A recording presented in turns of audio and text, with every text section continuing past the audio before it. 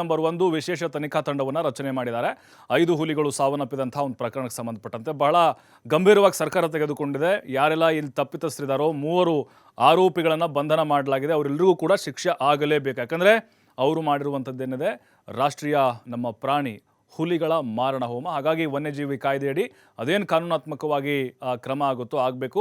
But ತನಿಖೆ ಆಗ್ತಾ ಇದೆ, ಸತ್ಯ ಗೊತ್ತಾಗಬೇಕು. ಯಾಕಂದರೆ ವಿಷಪ್ರಾಶನವನ್ನು ಅವರು ದನದ ಮಾಂಸ ಅಥವಾ ಹಸುವಿನ ಮಾಂಸಕ್ಕೇನೋ ಕಳೆಬರಕ್ಕೆ ಇಟ್ಟಿದ್ರ, ಇವರೇ ಹೋಗಿ ಸಪ್ರೇಟಾಗಿ ಏನಾದರೂ ಇಟ್ಟು ಬಂದಿದ್ರ, ಇದೆಲ್ಲದರ ಬಗ್ಗೆ ಕೂಡ ತನಿಖೆ ಆದಮೇಲೆ ಗೊತ್ತಾಗುತ್ತೆ. ಸುದ್ದಿ ನಂಬರ್ 2, ಈಗ ಸುಹಾಸ್ ಶೆಟ್ಟಿ ಕೊಲೆ ಪ್ರಕರಣಕ್ಕೆ ಸಂಬಂಧಪಟ್ಟಂತೆ ಮೇಜರ್ ಟ್ವಿಸ್ಟ್ ಒಂದು ಸಿಕ್ಕಿದೆ. ಅದೇನಂತ ಹೇಳಿದ್ರೆ PFI ಏನಿದೆ ಬ್ಯಾನ್ ಆಗಿದೆ, ಆಲ್ರೆಡಿ ಕೂಡ ಬ್ಯಾನ್ ಆಗಿದೆ.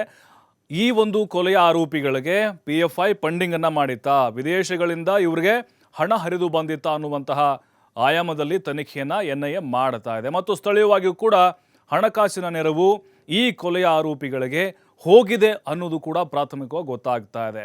ಸುದ್ದಿ ನಂಬರ್ 3, ಸಾಮೂಹಿಕ ನಾಯಕತ್ವದ ಬಗ್ಗೆ ಚರ್ಚೆ ಆಗಿದೆ. BJPಯಲ್ಲಿ ನೋಡಿ ಬಣ ಬಡಿದಾಟ ನೋಡ್ತಾ ಇದ್ದೀವಿ ನಾವು. ಒಂದು ಕಡೆ ವಿಜಯೇಂದ್ರ, ಇನ್ನೊಂದು ಕಡೆ ಭಿನ್ನರ ಸಭೆಗಳ ಮೇಲೆ ಸಭೆಗಳು. ಅದರ ಜೊತೆಗೆ ನಿನ್ನೆ ಒಂದು ಮಹತ್ವದ ಸಭೆ ಆಯಿತು. ಅದರಲ್ಲೂ RSS ಬಹಳ ಕಟ್ಟುನಿಟ್ಟಾಗಿ ಹೇಳಿದೆ, ಏಕ ವ್ಯಕ್ತಿ ಬೇಡ, ಇಲ್ಲಿ ಸಾಮೂಹಿಕ ನಾಯಕತ್ವದ ಕಡೆ ನೀವು ಗಮನ ಹರಿಸಿ ಅಂತೇಳಿ. ಅಂದರೆ ವಿಜೇಂದ್ರ ಅವ್ರನ್ನ ಬದಿಗೆ ಸರಿಸುವಂಥ ಒಂದು ಪ್ರಯತ್ನದ ಭಾಗವಾಗಿ ಈ ಒಂದು ಸಭೆ ನಡೀತಾ ಅಂತ. ಯಾಕಂದರೆ ಅವರು ಕೂಡ ಸಭೆಯಲ್ಲಿ ಭಾಗಿಯಾಗಿದ್ದರು, ಲಿಂಬಾವಳಿ ಕೂಡ ಇದ್ದರು, ಜೋಶಿ ಅವರ ನೇತೃತ್ವದಲ್ಲಿ ಒಂದು ಮೀಟಿಂಗ್ ಆಯಿತು. ಏನು ಎತ್ತ ಅದನ್ನು ಕೂಡ ಕಂಪ್ಲೀಟಾಗಿ ನಿಮ್ಮ ಮುಂದೆ ಇಡ್ತಾ ಹೋಗ್ತೀವಿ. ಅದರ ಜೊತೆಗೆ ಸುದ್ದಿ ನಂಬರ್ 4, ಮಾಟ ಮಂತ್ರಕ್ಕೆ ನಾಯಿಯನ್ನು ಬಳಕೆ ಮಾಡಿದ್ದಾಳೆ ಒಬ್ಬಳು ಮಹಿಳೆ. ಆಕೆಗೆ ಹುಚ್ಚಿಡ್ದಿದೆ ಅನ್ನೋ ಗೊತ್ತಿಲ್ಲ. ನಾವು ಈ ಮಾಟ ಮಂತ್ರ ಮಾಡೋರು ನಿಂಬೆಹಣ್ಣು ಅದು ಇದು ಅಂಥೇಳಿ ಕುಂಕುಮ ಅವೆಲ್ಲ ನೋಡ್ತಾ ಇರ್ತೀವಿ, ಅಥವಾ ಯಾರನ್ನೋ ವ್ಯಕ್ತಿಗಳನ್ನ ಬಲಿ ಕೊಡೋದನ್ನು ಸಿನಿಮಾಗಳಲ್ಲಿ ನೋಡ್ತಾ ಇರ್ತೀವಿ. ಆದರೆ ಈಕೆ ತಾನು ಸಾಕಿದಂಥ ನಾಯಿಯನ್ನು ಬಲಿ ಕೊಟ್ಟಿದ್ದಾಳೆ. ಅದ್ಯಾವ ಮಂತ್ರವಾದ ಹೇಳಿದ್ನೋ ಅಥವಾ ಈಕೆನೇ ಮಾಟ ಮಂತ್ರ ಮಾಡೋಳ ಥರ ಕಾಣಿಸ್ತಾ ಇದ್ದಾಳೆ. ಹಾಗಾಗಿ ಪೊಲೀಸರಿಗೆ ಒಂದು ರೀತಿ ತಲೆನೋವಾಗಿದೆ ಕೇಸು. ಸುದ್ದಿ ನಂಬರ್ 5, BMTC ಚಾಲಕ ಎಣ್ಣೆ ಹೊಡ್ಕೊಂಡ್ಬಂದು ಸಿಕ್ಕಾಪಟ್ಟೆ ಕ್ವಾಟ್ಲೆ ಕೊಟ್ಟಿದ್ದಾನೆ. ಎಣ್ಣೆ ಮತ್ತಲ್ಲಿ ಡ್ಯೂಟಿಗೆ ಬಂದಿದ್ದ, ಹಾಗಾಗಿ ಅದನ್ನ ಪ್ರಶ್ನೆ ಮಾಡ್ತಾರೆ ಡಿಪೋ ಸಿಬ್ಬಂದಿ. ಅದಾದಮೇಲೆ ಪೊಲೀಸರಿಗೆ ಗಮನಕ್ಕೆ ತರ್ತಾರೆ. ಬಂದರು ಅಂಥೇಳಿ ಪ್ಯಾಂಟು ಶರ್ಟ್ ಎಲ್ಲ ಬಿಚ್ಚಿ ಅವ್ರಿಗೆ ತೊಡೆ ತಟ್ಟಿದ್ದ. ಹಾಗಾಗಿ ಈತನನ್ನು ಸಂಭಾಳಿಸೋದೇ ಪೊಲೀಸರಿಗೆ ಕಷ್ಟದ ಕೆಲಸ ಆಯಿತು. ಇದೆಲ್ಲ ಸುದ್ದಿಗಳ ಬಗ್ಗೆ ಲೈವ್ ಕೊಡಲಿಕ್ಕೆ ನಮ್ಮ ವರದಿಗಾರರು ಕೂಡ ರೆಡಿ ಇದ್ದಾರೆ. ಅವ್ರನ್ನ ಮೊದಲಿಗೆ ನಾನು ಸ್ವಾಗತ ಮಾಡ್ತಾ ಇದ್ದೇನೆ ಲೈವ್ ಕರ್ನಾಟಕಕ್ಕೆ. ರಾಕೇಶ್ ಇದ್ದಾರೆ, ಜೊತೆಗೆ ಪುನೀತ್ ಹೊಸರಾಮನಹಳ್ಳಿ ಆದಿತ್ಯ ಇದ್ದಾರೆ. ತಮಗೆಲ್ರಿಗೂ ವೆಲ್ಕಮ್ ಲೈವ್ ಕರ್ನಾಟಕಕ್ಕೆ. ಮೊದಲು ಹೋಗ್ತಾ ಇದ್ದೇನೆ ನಾನು ಮಲೆ ಮಹದೇಶ್ವರ ಬೆಟ್ಟದಲ್ಲಿ 5 ಹುಲಿಗಳ ಮಾರಣ ಹೋಮ ಪ್ರಕರಣ ಬಹಳ ಸಂಚಲನಕ್ಕೆ ಕಾರಣ ಆಗಿದೆ ಸುದ್ದಿ. ಯಾಕಂತ ಹೇಳಿದ್ರೆ ದೇಶದ ಇತಿಹಾಸದಲ್ಲಿ 5 ಹುಲಿಗಳು ಸಾವನ್ನಪ್ಪಿರೋದು ಇದೇ ಮೊದಲು. ಅದು ನಮ್ಮ ಕರ್ನಾಟಕದಲ್ಲಿ. ನಾವೇನು ಹೆಮ್ಮೆಯಿಂದ ಹೇಳ್ಕೊಳ್ಳಲ್ಲ, ಬಹಳ ಬೇಸರ ಸಂಗತಿ, ನೋವಾಗಿದೆ. ರಾಷ್ಟ್ರೀಯ ಪ್ರಾಣಿಗಳನ್ನು ಈ ರೀತಿಯಾಗಿ ಕೊಂದಿದ್ದಾರೆ ದನದಾಹಿಗಳು. ಪ್ರಕರಣ ಸಂಬಂಧ 3 ಆರೋಪಿಗಳನ್ನು ಬಂಧನ ಮಾಡಲಾಗಿದೆ. ಹಸು ಮಾಲೀಕ ಕೋನಪ್ಪ, ಮಾದರಾಜು, ನಾಗರಾಜು ಬಂಧಿತರಾಗಿದ್ದಾರೆ. ಬಂಧಿತ ಆರೋಪಿಗಳು ಕೊಪ್ಪ ಗ್ರಾಮದ ನಿವಾಸಿಗಳಾಗಿದ್ದಾರೆ. ಗಾಜನೂರು ಗಸ್ತು ಅರಣ್ಯ ಭವನದಲ್ಲಿ ಆರೋಪಿಗಳ ವಿಚಾರಣೆ ನಡೀತಾ ಇದೆ.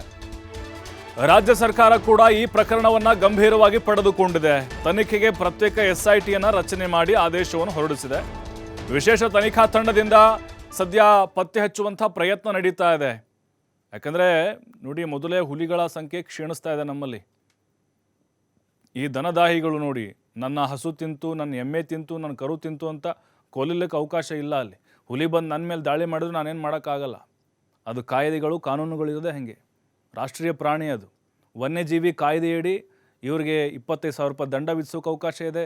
3 ವರ್ಷಗಳ ಕಾಲ ಜೈಲು ಶಿಕ್ಷೆ ಕೂಡ ಇದರಲ್ಲಿ ಅವ್ರಿಗೆ ವಿಧಿಸ್ಬೋದು. ನಾವು ನೋಡಿದ್ವಿ ಹುಲಿ ಆ ಪೆಂಡೆಂಟ್ ಏನಿದೆಯಲ್ಲ, ಹುಲಿ ಉಗುರು ಧರಿಸಿದವ್ರಿಗೆ ಒಳಗೆ ಹಾಕಿದ್ರು ನಮ್ಮ ಕಾನೂನು ಮೂಲಕ. ಹಾಗಾಗಿ ಇವ್ರನ್ನ ಸುಮ್ಮನೆ ಬಿಡೋಕ್ಕಾಗತ್ತಾ?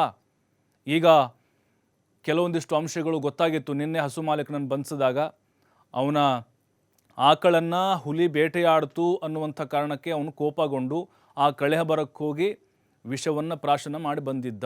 ಅದಾದಮೇಲೆ ಹುಲಿ ಮತ್ತೆ ಅದನ್ನು ತಿನ್ನೋಕ್ಕೆ ಬಂದಾಗ ಉಳಿದಂಥ ಮಾಂಸವನ್ನು ಮತ್ತು ಮರಿಗಳು ಕೂಡ ತಿಂದಾಗ ಅವು ವಿಲವಿಲ ಅಂತ ಒದ್ದಾಡಿ ಸಾವನ್ನಪ್ಪಿದ್ದಾವೆ. ಈಗ SITಯನ್ನು ರಚನೆ ಮಾಡಲಾಗಿದೆ. ನೋಡ್ತಾ ಇದ್ದೀವಿ ಆರೋಪಿಗಳ ಫೋಟೋಗಳನ್ನು. ಅಮಾನುಷವಾಗಿ 5 ಹುಲಿಗಳನ್ನು ಕೊಂದುಬಿಟ್ರು ಪಾಪಿಗಳು ಇವರು. ಯಾಕಂತಂದರೆ ಯಾವ ಕಾನೂನಿನಲ್ಲೂ ಕೂಡ ಇಲ್ಲ ಈ ರೀತಿ ದಾಳಿ ಮಾಡುತ್ತೆ ಹುಲಿಗಳು ಅಥವಾ ಪ್ರಾಣಿಗಳು.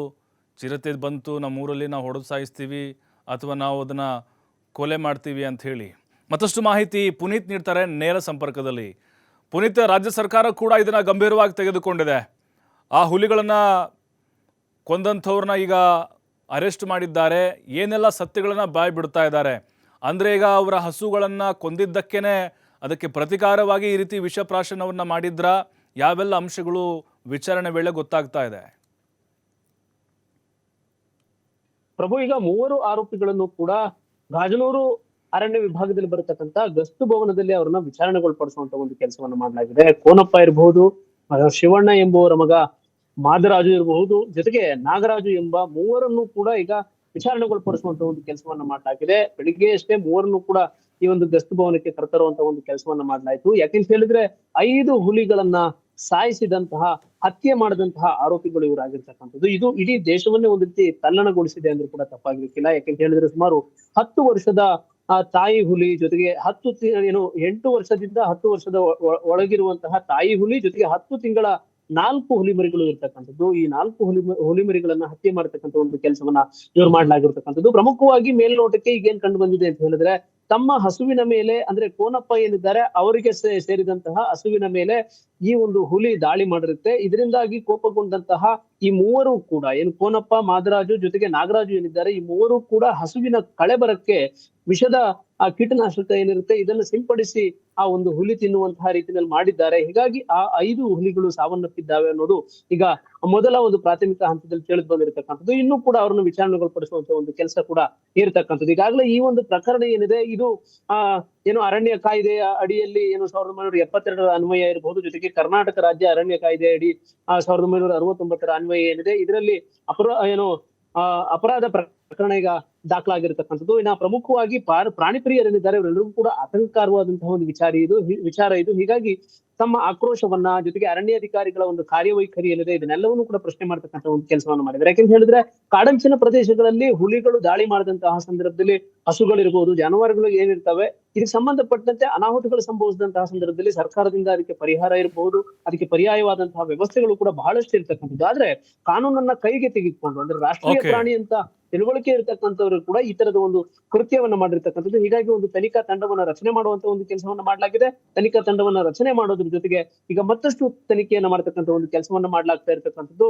ಜೊತೆಗೆ ಗಸ್ತನ್ನ, ಕಾಡಂಚಿನ ಪ್ರದೇಶಗಳಲ್ಲಿ ಈ ತರದ ಅನಾಹುತಗಳು ಸಂಭವಿಸದೇ ಇರೋ ರೀತಿಯಲ್ಲಿ, ಜೊತೆಗೆ ಈ ತರ ಆ ರಾಷ್ಟ್ರೀಯ ಪ್ರಾಣಿಗಳ ಮೇಲೆ ಹತ್ಯೆ ಮಾಡತಕ್ಕಂಥ ಒಂದು ಕೆಲಸಕ್ಕೆ ಮುಂದಾಗ್ತಕ್ಕಂಥವ್ರು ಇರ್ಬೋದು. ಇದೆಲ್ಲದಕ್ಕೂ ಸಂಬಂಧಪಟ್ಟಂತೆ ಮತ್ತಷ್ಟು ತನಿಖೆಗಳನ್ನ ಮಾಡುವ ಮುಖಾಂತರ ಕ್ರಮವನ್ನು ತೆಗೆದುಕೊಂಡು ಅಲ್ಲಿ ಏನೆಲ್ಲ ಎಚ್ಚರಿಕೆಗಳನ್ನ ವಹಿಸಬೇಕಾಗಿದೆ ಎಲ್ಲಾ ಅರಣ್ಯ ಪ್ರದೇಶಗಳಲ್ಲಿ, ಇದೆಲ್ಲದಕ್ಕೂ ಸಂಬಂಧಪಟ್ಟಂತೆ ಈಗ ತನಿಖಾ ತಂಡ ತನಿಖೆಯನ್ನ ಮಾಡ್ತಾ ಇರ್ತಕ್ಕಂಥದ್ದು. ಪ್ರಭು, ಥ್ಯಾಂಕ್ ಯು ಪುನೀತ್ ತಮ್ಮೆಲ್ಲ ಮಾಹಿತಿಗಾಗಿ.